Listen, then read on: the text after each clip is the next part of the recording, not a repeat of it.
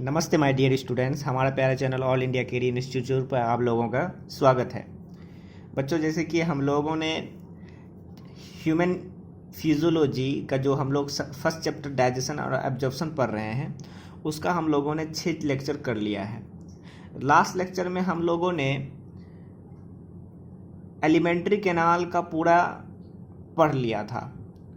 जो digestive system में हमने 2 पार्ट में बांटा था, एक एसोसिएटेड ग्लैंड्स और दूसरा एलिमेंट्री कैनाल। तो एलिमेंट्री कैनाल हम लोगों ने कंप्लीट कर लिया है लास्ट लेक्चर तक में। अब ये 7वां लेक्चर है जिसमें हम लोग डाइजेस्टिव ग्लैंड्स के बारे में पढ़ेंगे। तो कई सारे डाइजेस्टिव ग्लैंड्स होते हैं जो डाइजेशन में हेल्प करता है। तो उसमें से सबसे पहला ग्लैंड जो आप देख रहे हैं कॉपी में, सलेवरी ग्लैंड होता है।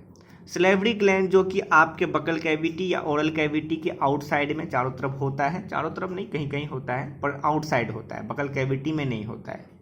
ये गलत बताया जाता है कि बकल कैविटी के अंदर होता है, वो नहीं, बकल कैविटी के आसपास में होता है, पर बकल कैविटी के अंदर नहीं, बाहर होता है। तो सलेवरी ग्लैंड्स जो कि 3 पेयर्स होते हैं, 3 पेयर्स मतलब 3 जोड़ा, यानी कुल मिलाकर जो होते हैं वो सलेवरी ग्लैंड 6 गो होता है। ठीक है, तो कहाँ कहाँ होता है, क्या क्या सिचुएशन कहाँ कहाँ है, इसका लोकेशन, ये सारे मैं बताऊंगा। सलेवरी ग्लैंड्स, ग्लैंड तो जानते हैं बच्चों, ग्लैंड एक थैला लाइक स्ट्रक्चर है जहाँ से कि कोई ना कोई जूस निकलता है।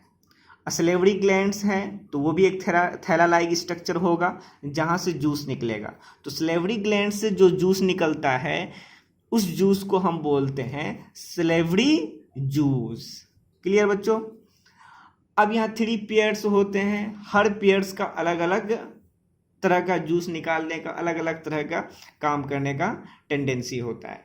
तो अब कहाँ कहाँ प्रेजेंट होता है, मैं डायग्राम, जैसे कि मैं आप लोगों से वादा किया हूँ, जो भी मैं आपको नीट ड्रॉपर्स के लिए जो भी मैं बताऊंगा वो सिलेक्टिव बताऊंगा और डायग्राम बेस बताऊंगा, ताकि आप लोगों के माइंड में सारा सेट हो सके, फिर से दोबारा पढ़ने का कोई ज़रूरत ना पड़े। एक बार पढ़ ले, उसको रिवीजन कर ले, क्लियर हो जाएगा।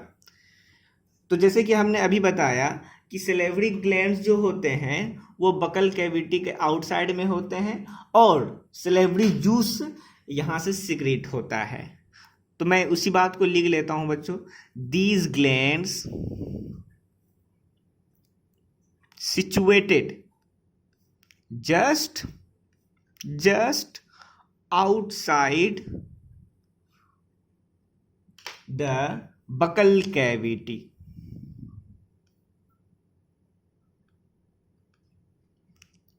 सिक्रेट क्या सिक्रेट करता है बच्चों? Salivary juice. ठीक है, इनटू कहाँ कहाँ ये सिक्रेट करता है? Into buccal cavity, into the buccal cavity. जब हम फूड को मैस्टिकेशन चबा रहे होते हैं, वह उस वक्त जो है सलेवरी जूस निकलता है और फूड को डाइजेस्ट करने में हेल्प करता है। क्लियर बच्चों? मैं आगे बताऊंगा किस तरह का फूड को डाइजेस्ट करता है, मैं आगे बताऊंगा, और किस तरह का इसमें एंजाइम्स होता है वो भी बताऊंगा। पहले अभी जान लीजिए कि ये सलेवरी ग्लैंड्स होते कहाँ कहाँ है और कितने तरह का होता है, सिचुएशन जाने। तो मैं एक डायग्राम, छोटा सा नन्हा सा डायग्राम बनाता हूं, उस डायग्राम के हिसाब से आप समझिए कि इसका कहाँ पे जो है लोकेशन होता है। तो बच्चों, जाना पहचाना डायग्राम में बना रहा हूं, जैसे कि आप लोग जानते हैं। ये देखिए,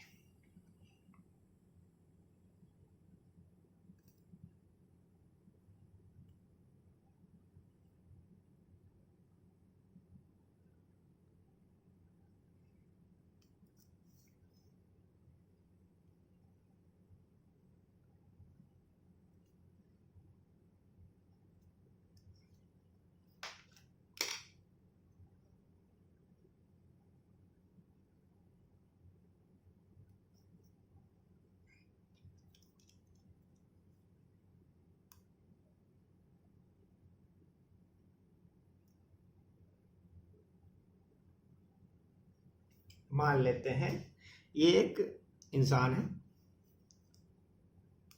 ये हो जाएगा आपका फूड पाइप, फूड पाइप नहीं बच्चों, ट्रेकिया, और ये हो जाएगा फूड पाइप, ये फूड पाइप का ओपनिंग, और ये हो गया आपका विंड पाइप यानी ट्रेकिया का ओपनिंग। क्लियर बच्चों? अब यहाँ पे देखिए बच्चों, ये आपका लोअर जॉ हो गया, ये अपर जॉ हो गया, ठीक है। और ये जो ब्लैक पेन से मैंने बनाया है ये वाला, ये हो गया आपका टंग। क्लियर? सबसे पहला और सबसे बड़ा जो सैलिवरी ग्लैंड्स होता है वो प्रेजेंट होता है बच्चों अपर जाओ। ये जो अपर जाओ देख रहे हैं बच्चों, अपर जाओ के जस्ट पीछे से ऊपर यहां पे होता है बच्चों।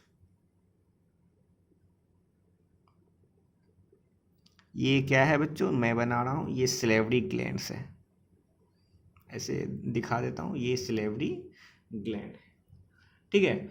और हर सैलिवरी ग्लैंड में डक्ट होता है। डक्ट मतलब एक पाइप जिसके थ्रू वो सैलिवरी जूस को बकल कैविटी, ये हो गया बकल कैविटी, यहाँ पे आप यहाँ पे इसको सिक्रेट करके यहाँ लाना है तो यहाँ लाएगा कैसे? तो ये एक डक्ट होता है, एक नली होता है या पाइप होता है, जो भी बोलिए, एक पाइप होता है, उस पाइप के थ्रू आके अपर जाओ के जस्ट यहाँ पे खुलता है, इस जगह खुलता है बच्चों, ठीक है। तो इस जगह कहाँ पे?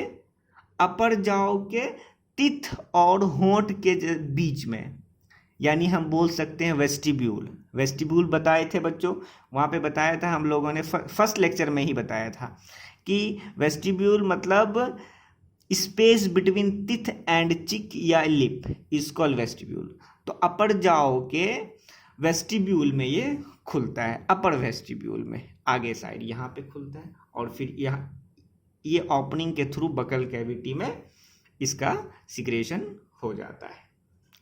क्लियर? दूसरा, ये सबसे बड़ा होता है, मैं लिख देता हूँ, इसके बारे में लिख ही देता हूँ बच्चों पहले। ये फर्स्ट ग्लैंड, जिस ग्लैंड को, और ये एक पेयर होता है, ये एक ही नहीं होता, एक पेयर होता मतलब दो होता है। मैंने ये साइड से ना बनाया है बच्चों, तो साइड से देखिए, इधर ये इस साइड है तो ये पीछे साइड, ये देखिए ये यहाँ भी होगा और इधर भी होगा। क्लियर? यानी ये एक साइड से मैंने इंसान को बनाया है, तो उधर से भी देखिएगा तो उधर से भी मिलेगा आपको, ठीक है। क्लियर? समझ जाइए ना। इस जगह क्या होता है बच्चों, इस जगह चाहे ये चिक होता है या एयर के जस्ट नीचे, जहां पे आपका कान होता है उसके जस्ट नीचे यहाँ होता है। तो दोनों साइड, इस साइड भी होगा और लेफ्ट साइड राइट साइड दोनों साइड होगा। क्लियर? तो इस वाले ग्लैंड को हम बोलते हैं parotid salivary gland. Parotid salivary glands. ये कितने पेयर होते हैं बच्चों? 1 पेयर, एक जोड़ा होता है, दोनों साइड होता है, 2 गो होता है। क्लियर? सबसे पहला मैं बता दूं आपको, ये रहता है कहां पे? जस्ट बिलो एयर या फिर चिक, और ये सबसे बड़ा सैलिवरी ग्लैंड होता है। मैं लिख देता हूं, लार्जेस्ट प्रेजेंट कहां पे? Below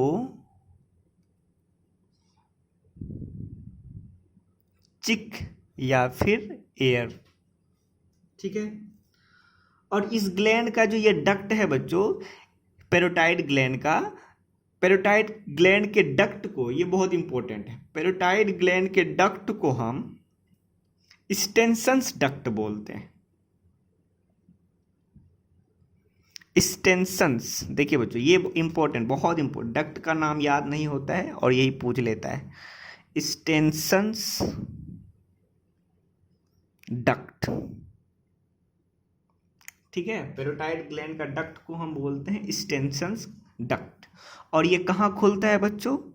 which open in upper vestibule, ठीक है, अपर वेस्टिब्यूल में खुलता है।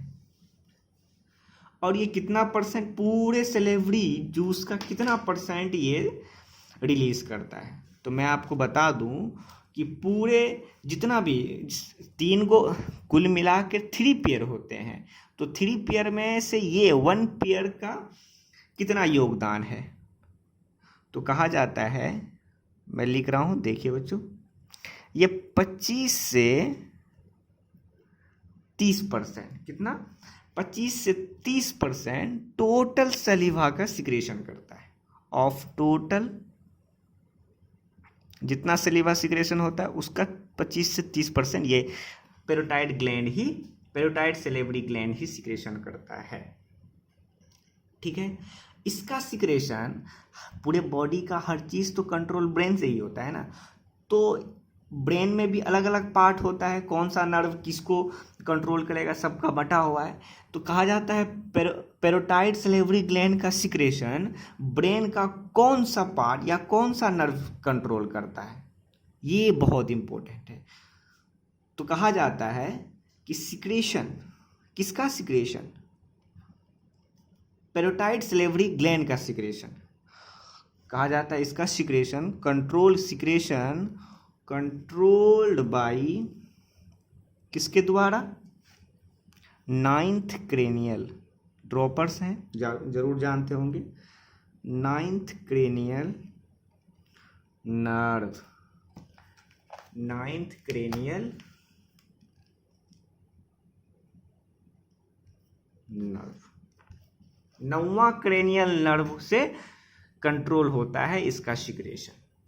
पेरोटाइड सलेवरी ग्लैंड का जो एक जोड़ा होता है, जो सबसे बड़ा होता है, ये एयर के जस्ट नीचे या चिक के जस्ट नीचे हुआ करता है, और इसके डक्ट को, जो सबसे इंपॉर्टेंट, इसके डक्ट को स्टेंसन्स डक्ट बोलते हैं, जो अपर वेस्टिब्यूल में खुलता है।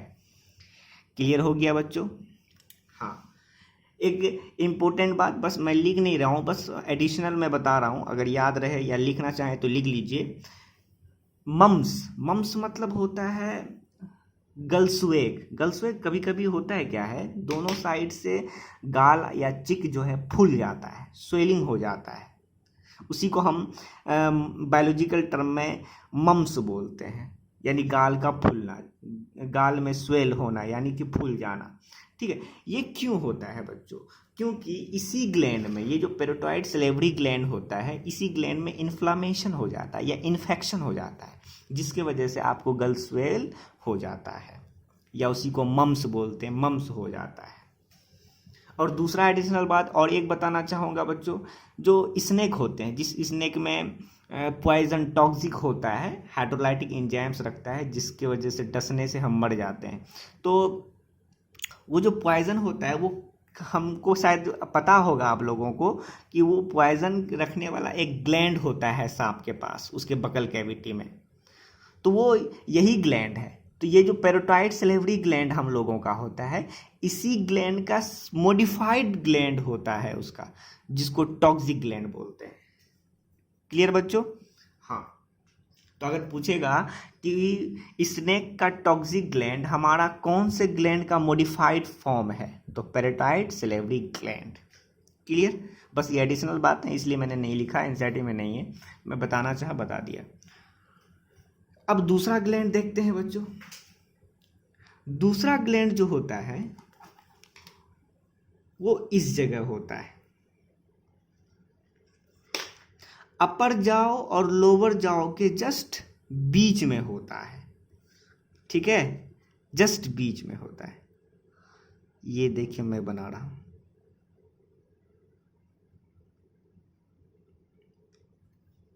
इस जगह होता है ये ग्लैंड, ये इधर, ये ऐसे भी कर देता हूं। ठीक है, और इसका जो ओपनिंग होता है, इसमें भी डक्ट होता है, और इसके डक्ट का ओपनिंग, इसी डक्ट के थ्रू वो सिक्रेशन करेगा अपने सलीवा को या सलेवरी जूस को। ठीक है, और यहां जाके ओपन होगा, यानी कहने का मतलब ये लोअर वेस्टिब्यूल, यहां भी वेस्टिब्यूल, यानी कि आपके होंठ और दांत दोनों के बीच में जाके ये खुलता है।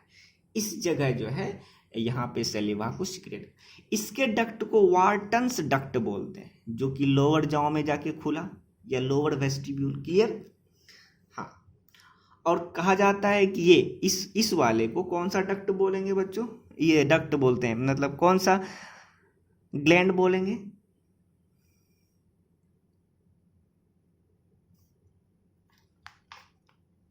इसको बोलते हैं सबमेंडिबुलर, इसको बोलते हैं, ये दूसरा हो गया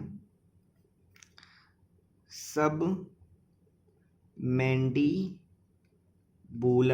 या इसी का और एक नाम है बच्चों, ये भी पूछ लेता है तो आप लोग घबरा जाइएगा कि ये कौन सा ग्लैंड आ गया। तो इसका नाम होता है सब मैक्सिलरी ग्लैंड। क्लियर? तो सब मैंडिबुलर या फिर सब मैक्सिलरी नाम होता है इसका। क्लियर? और ये कहाँ होता है बच्चों? अपर जॉ और लोअर जॉ के बीच में होता है, उनके जंक्शन में प्रेजेंट होता है।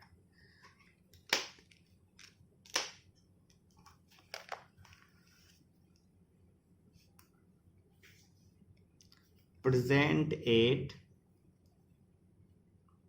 द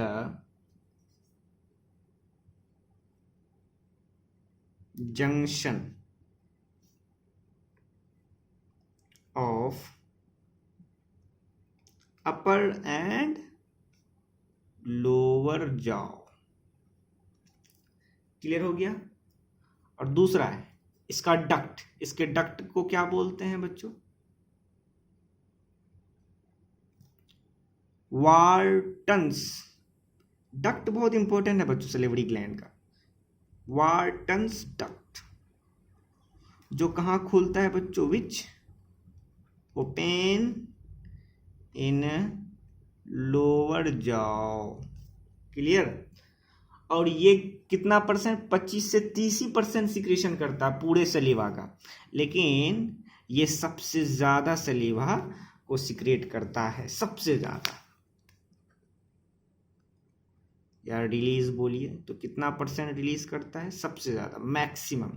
तो मैक्सिमम मतलब कितना? 70%। 70% ऑफ टोटल सलीवा, पूरे सलीवा का सबसे ज्यादा, यानी 70%। ठीक है? और इसका सिक्रेशन कौन से नर्व से क्या कहते हैं कंट्रोल होता है? जैसे कि मैंने ये भी देखा था, इसका पैरोटाइड ग्लैंड का 9th क्रेनियल नर्व से कंट्रोल होता है, इसका 7th क्रेनियल नर्व से। तो secretion control by 7th cranial nerve. Clear? और ये भी ग्लैंड जो होते हैं बच्चों, ये भी 1 पेयर होता है। ठीक है? इस साइड भी होता है, उधर भी होगा, दोनों साइड प्रेजेंट होगा। ठीक है?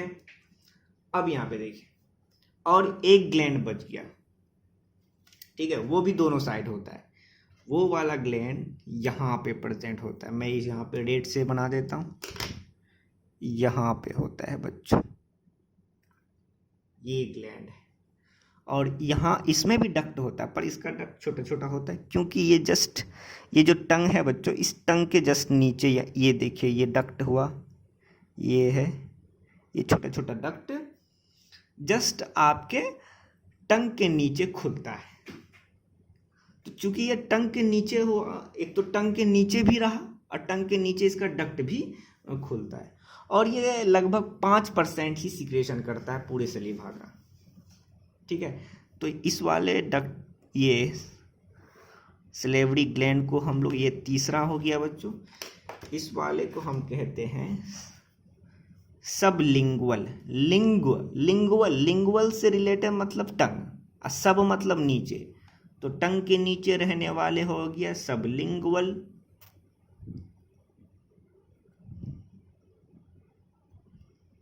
ठीक है? ये भी 1 पेयर होता है।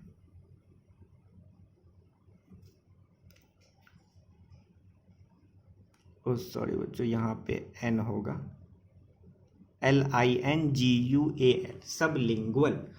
ठीक है? सबलिंगुअल ये सबसे छोटा ग्लैंड होता है, सबसे छोटा सलेवरी ग्लैंड।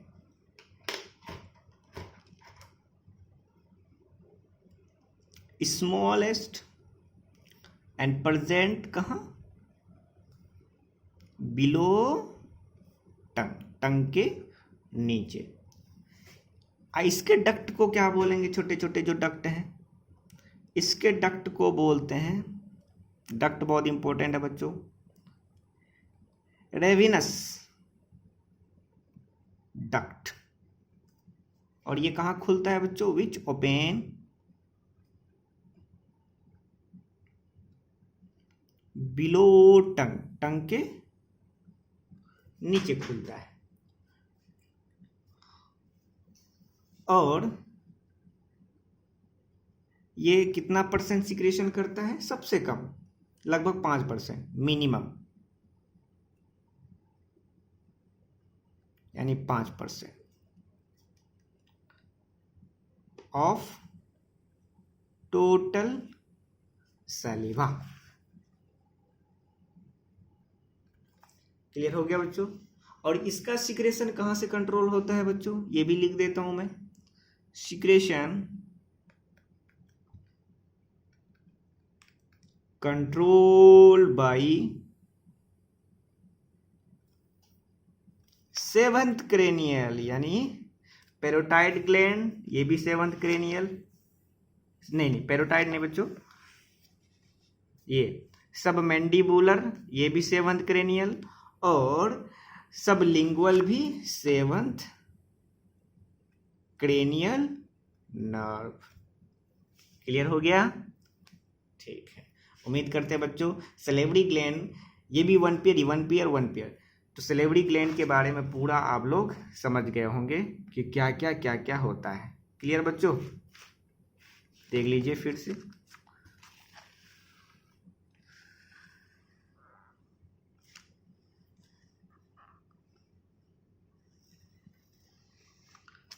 ओके, तो कहाँ कहाँ प्रेजेंट होता है, कैसे कैसे प्रेजेंट होता है, किसके डक्ट को क्या बोलते हैं, सब समझ गए। और कौन कितना परसेंट सलीवा सिक्रीट करता है वो भी जान गए। अब हम लोग पढ़ते हैं कि सलीवा का कंपोजिशन, सलीवा में क्या क्या प्रेजेंट होता है और किसका क्या काम है, वो भी हम लोग जानेंगे। क्लियर, तो अब हम लोग जानते हैं कंपोजिशन ऑफ सलीवा। बच्चों एक दिन की बात अगर किया जाए बच्चों, तो एक दिन में 1.5 लीटर सलीवा रिलीज होता है हमारे बकल कैविटी में। एक दिन में 1.5 लीटर बहुत ज्यादा है, ठीक है। और सलीवा का अगर पीएच की बात किया जाए बच्चों, सलीवा का पीएच की बात किया जाए तो कहा जाता है 6.8 होता है पीएच। तो पीएच 6.8 है, मतलब एसिडिक या बेसिक, बोलिए एसिडिक बच्चों, बहुत ज्यादा एसिडिक नहीं, स्लाइटली बहुत कम एसिडिक, यानी 7 जहां पे न्यूट्रल, 7 से थोड़ा कम है, 0.2 कम है, तो स्लाइटली एसिडिक होता है। तो कंपोजिशन ऑफ सलीवा, सलीवा का अगर कंपोजिशन देखा जाए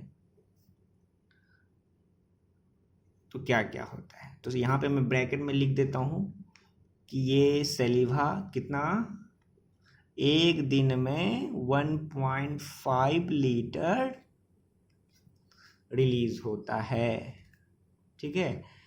और यहाँ पे ये भी लिख देता हूँ कि इसका पीएच कितना होता है बच्चों, पीएच वैल्यू इसका 6.8 होता है, यानी स्लाइटली एसिडिक होता है। क्लियर, अब ध्यान दीजिए बच्चों, पहला, पूरे सलीवा में सबसे ज्यादा लगभग 99.5% वाटर होता है पूरे सलीवा में। और दूसरी बात 0.5, और बचा कितना, 99.5% वाटर होता है और 0.5% सॉल्यूट्स होता है, उसमें कुछ कुछ घुला होता है। अब ये सॉल्यूट्स में भी क्या क्या होता है बच्चों, तो सॉल्यूट्स में भी आपको मिलेगा, तो सबसे पहला आयंस मिलेगा, ठीक है। सबसे पहला आयंस, आयंस भी कई तरह का होगा वहां पे, कौन कौन सा आयन होगा, तो जरा देखिए बच्चों, आयंस में भी सबसे पहला आयन होगा सोडियम और पोटासियम, ये दोनों तो होंगे ही होंगे। और दूसरा क्लोराइड आयन होगा, ये बहुत इंपॉर्टेंट होता है बच्चों। क्लोराइड आयन हमारे सलीवा में जो प्रेजेंट होता है, ये क्लोराइड आयन इसलिए इंपॉर्टेंट होता है क्योंकि ये कोफैक्टर की तरह काम करता है। अब आप लोग बोलिएगा कि एक्ट एज कोफैक्टर। अब आप लोग बोलिएगा बच्चों कि ये कोफैक्टर क्या होता है? कोफैक्टर की तरह काम करता है। किसके लिए कोफैक्टर की तरह काम करता है? For salivary amylase. Salivary amylase के लिए कोफैक्टर की तरह काम करता है। अब ये कोफैक्टर मतलब, जैसे आप लोग अगर नहीं पढ़ते हैं तो आप लोगों को पढ़ाने के लिए टीचर क्या करता है? डंडा लाता है, ठीक है। जब डंडा लाते हैं तभी आप पढ़ते हैं, डंडा खत्म तो पढ़ते हैं। तो डंडा के बल पे आप पढ़ते हैं ना, तो डंडा हो गया कोफैक्टर। क्लियर? तो उसी तरह सैलिवरी अमाइलेज जो कि एक तरह का एंजाइम है जो सलीवा में पाया जाता है, ये एंजाइम तभी काम करेगा जब ये क्लोराइड आएगा। तो इसका मतलब सैलिवरी अमाइलेज के लिए क्लोराइड डंडा की तरह काम किया, इसी वजह से क्लोराइड क्या है? एक तरह का कोफैक्टर है। किसके लिए? सैलिवरी अमाइलेज के लिए। तो ये अब जैसे कि सैलिवरी अमाइलेज हुआ तो सैलिवरी अमाइलेज के लिए कोफैक्टर क्लोराइड। अब ये सैलिवरी अमाइलेज एक तरह का एंजाइम है, और जैसे ही क्लोराइड आया तो ये काम करना स्टार्ट करेगा। अब आता है कि ये काम करना स्टार्ट करेगा तो क्या होगा सर? तो देखिए, जब ये काम करना स्टार्ट करता है तो कहा जाता है कि हमारे फूड में जो स्टार्च होता है वो टूट जाता है, और टूट के मेल्टोस बनता है। इसी वजह से जब आप रोटी या ब्रेड को ज़्यादा से ज़्यादा चबाते हैं तो रोटी या ब्रेड में स्टार्च जो प्रेजेंट होता है वो टूट जाता है, और टूटने के बाद हमको मीठा मीठा लगता है। तो जब आपको मीठा मीठा लगने लगे तो समझ जाइए कि स्टार्च टूट के मेल्टोज में बदल गया। क्लियर? तो मेल्टोज में कैसे बदलता है? जब ये सैलिवरी अमाइलेज इस पर एक्ट करता है। और ये सैलिवरी अमाइलेज कब एक्ट करता है? जब वहाँ पे क्लोराइड आता है तब। क्लोराइड आएगा नहीं तो सैलिवरी अमाइलेज काम नहीं करेगा, और सैलिवरी अमाइलेज काम नहीं करेगा तो स्टार्च से मेल्टोज नहीं बनेगा। क्लियर? तो this is very very important ions. दूसरा इंपॉर्टेंट आयन है बच्चों बाइकार्बोनेट। बाइकार्बोनेट, ये बाइकार्बोनेट क्या काम करता है बच्चों? Act as buffer. ये भी सोचने वाला वर्ड आ गया। ये बफर मतलब, ये बफर की तरह काम करता है। मतलब बफर मतलब होता है जो कि पीएच को मेंटेन किए रखता है। जैसे कि अगर स्टमक का पीएच की बात करें तो 1.8 होता है, और सैलिवरी अमाइलेज का होता है तो 6.8 होता है। अब बताइए, हर एंजाइम्स अलग अलग पीएच पर काम करता है। अब जैसे स्टमक का एंजाइम तभी काम करेगा जब वहाँ पे पीएच 1.8 होगा, यानी एसिडिक होगा। सैलिवरी अमाइलेज तभी काम करेगा जब वहाँ पे या सलाइवा में जो भी एंजाइम्स है वो तभी काम करेगा जब वहाँ पे पीएच 6.8 होगा। तो इस पीएच को मेंटेन किए रखता है। तो कौन पीएच को मेंटेन किए रखता है? बाइकार्बोनेट। इसीलिए कहा जाता है बच्चों कि जब भी आप खाना खाएं तो बहुत चबा के खाएं। तो चबा के खाइएगा तो वहाँ पे जो सलीवा ज़्यादा से ज़्यादा निकलेगा, तो सलीवा में जो बाइकार्बोनेट होता है तो वो भी निकलेगा, और वो भी निकलेगा तो हमारा सलीवा का क्या होगा? पीएच मेंटेन रहेगा। अब जैसे कि पीएच मेंटेन रहेगा, स्टमक में गया, स्टमक में हम जानते हैं कि बहुत खतरनाक एक एसिड होता है HCl, जो कि हमारे हड्डी तक को गला देता है। लेकिन हमारे पेट में जो नन्ना मुन्ना सेल्स होता है उसको नहीं गला पाता है। क्यों? वहाँ तो आप बोलिएगा म्यूकस का लेयर होता है, वो तो होता ही। साथ ही साथ अगर कभी कभी होता है कि हमको जलन होने लगता है, वो इसलिए होता है, गैस्ट्रिक हो जाता है, वो इसलिए होता है बच्चों, एसिडिटी हो जाता है। तो एसिडिटी इसलिए होता है क्योंकि वहाँ पे HCl बहुत ज़्यादा निकल गया है, इसी वजह से जलन होता है। तो अब उस एसिडिटी को कम करना किसका काम है? यही बाइकार्बोनेट। अगर बाइकार्बोनेट सही मात्रा में अगर नहीं निकला है तो अब कब निकलेगा? जब बहुत ज़्यादा सलीवा निकलेगा तब ना, और सलीवा अच्छे से प्रचुर मात्रा में निकलेगा तब ना जाके पेट में जाएगा, और पेट में जाएगा तो एसिडिटी को कम करेगा, यानी HCl के सिक्रेशन को निकलने से डिक्रीज करेगा। और जब डिक्रीज हो जाएगा तो आपको जलन नहीं होगा। तो अगर जो चबा चबा के नहीं खाते हैं, अच्छे से सलीवा नहीं निकलता है, तो वहाँ पे बाइकार्बोनेट का कमी हो जाता है, जिसके वजह से स्टमक में आराम से आसानी से HCl बहुत ज़्यादा निकलता है, और धीरे धीरे धीरे आपको जलन होता है, लेकिन उस चीज़ को आप इग्नोर करते हैं, और धीरे धीरे आपके पेट में, आपके आंत में वो घाव बना देता है, जिसका नाम है अल्सर, और फिर आपके टॉयलेट के रास्ते से ब्लड जाता है, और फिर वही अल्सर कैंसर का रूप ले लेता है। इसीलिए कभी कभी ऐसा होता है कि भाई वो तो ना खैनी तंबाकू खा रहा था, ना कोई सिगरेट पी रहा था, ना ऐसा कुछ भी, लेकिन फिर भी ऐसा ना नशा करता था किसी तरह का, फिर भी उसको उसके एलिमेंट्री कैनाल में उसके कैंसर हो गया। कैसे हुआ? इसी वजह से होता है। तो आज बच्चों में भी ये कैंसर दिखाई पड़ता है, वो इसलिए क्योंकि इरेगुलर डाइजेशन या इरेगुलर खान पान करता है, या फिर सही से चबा के नहीं खाता है, या फिर फास्ट फूड पे ज़्यादा ध्यान देता है, जिसके वजह। तो ये कार्बोनेट, बाइकार्बोनेट बहुत इंपॉर्टेंट। तो बफर मतलब समझे बच्चों? बफर मतलब होता है जो कि मेंटेन किए रखता है किसको? pH को। किसका? ऑफ सेलिवा और साथ ही साथ स्टमक में जो गैस्ट्रिक जूस होता है उसको मैं पढ़ाऊंगा। स्टमक में जो गैस्ट्रिक ग्लैंड्स होता है वहाँ से क्या क्या जूस निकलता है वो भी बताऊंगा, ठीक है। ये सबको मेंटेन किया रखता है, इसी वजह से ये बाइकार्बोनेट बफर की तरह काम करता है। क्लियर बच्चों? अगला आयंस है, और एक आयंस होता है हमारे सलाइवा में, फॉस्फेट। क्लियर? तो ये सॉल्यूट में आयंस होता है, सबसे पहला sodium and potassium chloride, bicarbonate और फॉस्फेट, ये सब आयंस हैं, सबका अलग अलग काम होता है। और भी सॉल्यूट में और भी आयंस के अलावा और भी कुछ होते हैं, तो मैं आपको बता दूं क्या होता है बच्चों। एंटीबैक्टीरियल,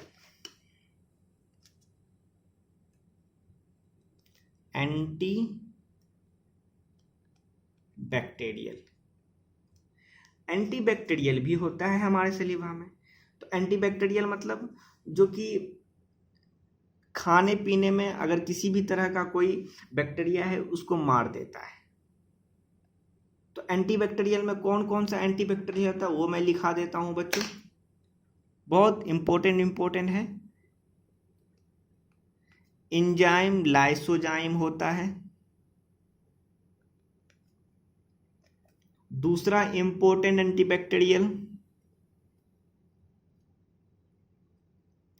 थियोसाइनाइड होता है। हमारे बॉडी में कहीं भी अगर घाव होता है या जख्म होता है तो वो जल्दी भरता नहीं है, लेकिन माउथ में कहीं कटपट या घाव हो जाता है वो तुरंत जो है भर जाता है, तुरंत ठीक हो जाता है, जबकि उसमें किसी भी तरह का कोई दवाई भी नहीं लगाते हैं। क्यों? क्योंकि सलीवा है वहाँ पे, और सलीवा में एंटीबैक्टीरियल होता है, जिसके वजह से वहाँ किसी भी तरह का जर्म्स को ग्रोथ नहीं होने देता है, और हमारा आसानी से भर जाता है हमारा कटफट या भी जो भी घाव होता है।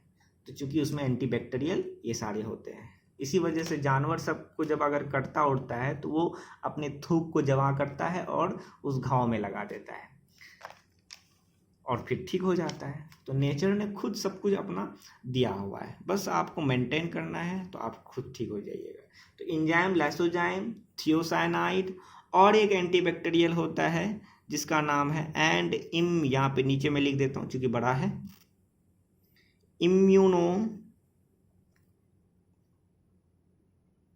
ये यू है बच्चों, इम्यूनोग्लोबिन ए, इसको रिप्रेजेंट करते हैं IgA, इम्यूनोग्लोबिन ए।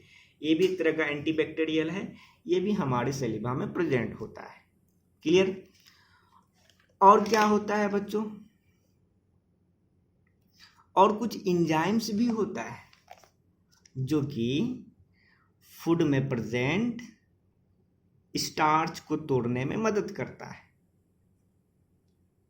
यानी कार्बोहाइड्रेट। मैं आगे बताऊंगा यहाँ पे एंजाइम्स, बस यहाँ पे समझ जाइए कि कौन कौन एंजाइम होता है, कैसे तोड़ता है और किसको तोड़ता है वो बाद में बताऊंगा।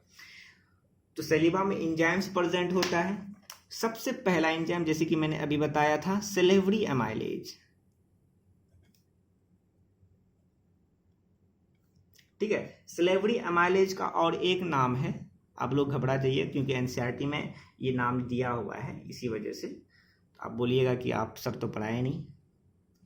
टाइलिन, टाइलिन कुछ और नहीं बच्चों, ये एक तरह का एंजाइम है जिसको सलेवरी एमाइलेज एक एंजाइम, उसी को टाइलिन बोलते हैं, ठीक है। और एक एंजाइम है जिसका नाम है लिंगुअल लाइपेज।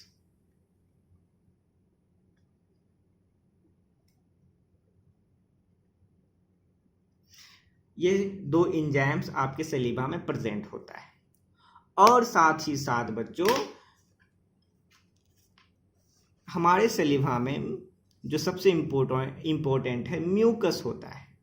ये म्यूकस होता है जिसके वजह से हम आसानी से खाने को निगल पाते हैं, क्योंकि हमारे जो खाना होता है या सलीवा होता है उसमें म्यूकस मिलकर उस फूड को लुब्रिकेट करता है, जिसके वजह से हम आसानी से निगल पाते हैं ओसोफेगस के थ्रू, ठीक है। यानी फ्रिक्शन के क्यों, क्योंकि फ्रिक्शन जो है वहाँ पे बहुत ज़्यादा अगर प्रोड्यूस हो जाएगा, अगर म्यूकस नहीं होगा तो फ्रिक्शन को कम से कम करता है ये, ताकि आसानी से हम निगल सकें, ठीक है बच्चों। तो म्यूकस इसी वजह से होता है। तो म्यूकस क्यों होता है, क्योंकि फूड को लुब्रिकेट करना होता है, ठीक है। और साथ ही साथ म्यूकस में यूरिया और यूरिक एसिड भी प्रेजेंट होता है, क्लियर। तो ये सब इम्पोर्टेंट है बच्चों जो सलीवा से रिलेटेड है। तो उम्मीद करते हैं बच्चों कंपोजिशन ऑफ सलीवा भी समझ गए होंगे। कंपोजिशन ऑफ सलीवा जिसमें कि जो कि एक दिन में 1.5 लीटर निकलता है और पीएच इसका 6.8 होता है। बहुत इंपॉर्टेंट बच्चों, पीएच इसका याद रखना है। और इसमें वाटर 99.5 होता है और 0.5 सॉल्यूट्स होता है। और इसमें आयंस कौन कौन आयंस होता है, सोडियम, पोटासियम, क्लोराइड, बाइकार्बोनेट और फॉस्फेट। और क्लोराइड का भी काम देख लिए किस तरह से एक कोफैक्टर की तरह काम करता है और बाइकार्बोनेट बफर की तरह काम करता है। और फिर हमने देखा कि एंटीबैक्टीरियल होता है। एंटीबैक्टीरियल में भी एंजाइम, लाइसोजाइम, थियोसाइनाइड, इम्यूनोग्लोबिन ए होता है। एंजाइम्स में सलेवरी एमाइलेज यानी टाइलिन और लिंगुअल लाइपेज और म्यूकस जो कि फूड को लुब्रिकेट करता है, उसके साथ साथ यूरिया और यूरिक एसिड भी प्रेजेंट होता है, क्लियर बच्चों। तो ये सलीवा यानी फर्स्ट ग्लैंड था डाइजेस्टिव ग्लैंड। दूसरा ग्लैंड जो हम अब स्टमक में जाएंगे, ओसोफेगस में किसी भी तरह का कोई ग्लैंड नहीं होता है, डायरेक्ट स्टमक में जाएंगे। स्टमक में जो एंजाइम्स ग्लैंड्स पाए जाते हैं उस ग्लैंड्स को बोलते हैं गैस्ट्रिक ग्लैंड्स। उसके बाद मैं अगले लेक्चर में गैस्ट्रिक ग्लैंड्स के बारे में बता दूंगा, सारे कुछ इसी तरह से डायग्राम के साथ बताऊंगा। उसके बाद फिर पेनक्रियास और लीवर और उसके बाद लास्ट में इंटेस्टाइनल ग्लैंड, और इस तरह से कंप्लीट हो जाएगा। तो थैंक यू सो मच बच्चों, इस तरह से वीडियो देखते रहिए, लाइक कीजिए और कमेंट करके ज़रूर बताया कीजिए अगर कोई भी प्रॉब्लम हो तो थैंक यू सो मच।